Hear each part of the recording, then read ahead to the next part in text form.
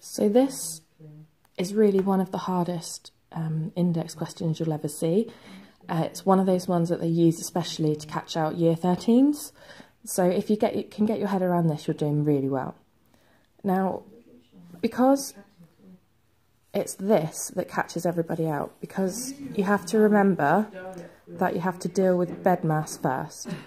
So people often think that it's 6e to the minus 2, but actually it's 6 lots of e to the minus 2, because you would deal with the index or the exponent, and that's where the term bed mass comes from. The e stands for exponent, which means an index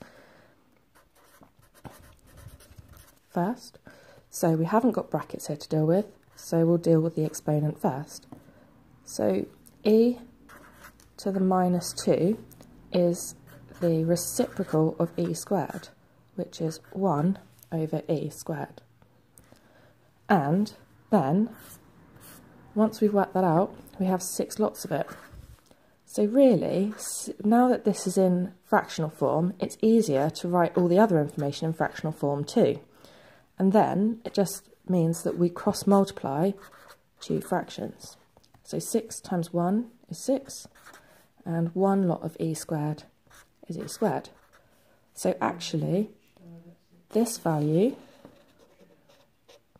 is this. Now that we've got this side, and it's really good practice to work out one side and then bring in the other because it just stops complications and errors, we can bring down this side, okay? I'm just going to put some arrows just to let the examiner know this. Sometimes what you do is you'd label this left-hand side and just put LHS, and this right-hand side, and then you'd label right-hand side where you were working on it. But you tend to do that more when you have an equal sign, but you can still do this form if you want. I just think arrows just makes it really obvious and easy to follow. So again, here, when we had a whole form, so a script form and a fractional form, it made it more complicated. So I'm going to rewrite this into a fraction, because then I'm dealing with 2 fractions again.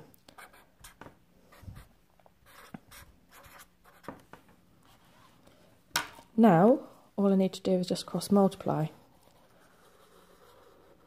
So I have 6 lots of 3e to the 6, which would give me 18 to the e from e to the 6, which, because we get that answer, we get this answer because we do our coefficients multiplied together first, so 3 times 6, and then we times our indices together, which actually means that we add our index powers in the rules I've shown you before.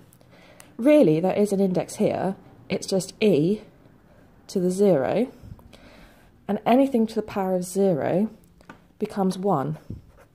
So actually, here we really do have a piece of algebra. It's just that piece of algebra is worth 1, and 6 times 1 always becomes 6, so we don't bother to write it. So we've dealt with our top half. Now we need to deal with our denominator. So the top's called a numerator, the bottom's called a denominator, and we end up with this. Now technically, that gives you all the information you need, but it's not grammatical. So what we need to do is see if we can simplify any information together. So there's no number on here. Again, the number that could be written here is a 1, but you would never write 1e, because that would be like saying I have an apple. If you have an apple, it implies you have 1, so you don't have to write it. So what we do is we look at our numbers and we say, what is 18 divided by 1? Well, that's 18. And what is e6 divided by e2? Well, that's going to be e to the 4. So that is your answer. And why we get e to the 4 is because if you have e times e times e times e times e times e divided by e squared, which is e times e divided by e would simplify to 1 to 1. E divided by e, anything divided by itself is 1. So again, 1 written as a fraction is 1 over 1. So this would give us 1 on the bottom, and 1 times 1 is 1 times e times e times e times e is e to the 4, and e to the 4 divided by 1, we just write e to the 4 because there would be no point writing it as a fraction, it would just be wasted ink.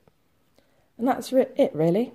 So let me know if you need any more help, and thank you for asking me questions. Well done, team.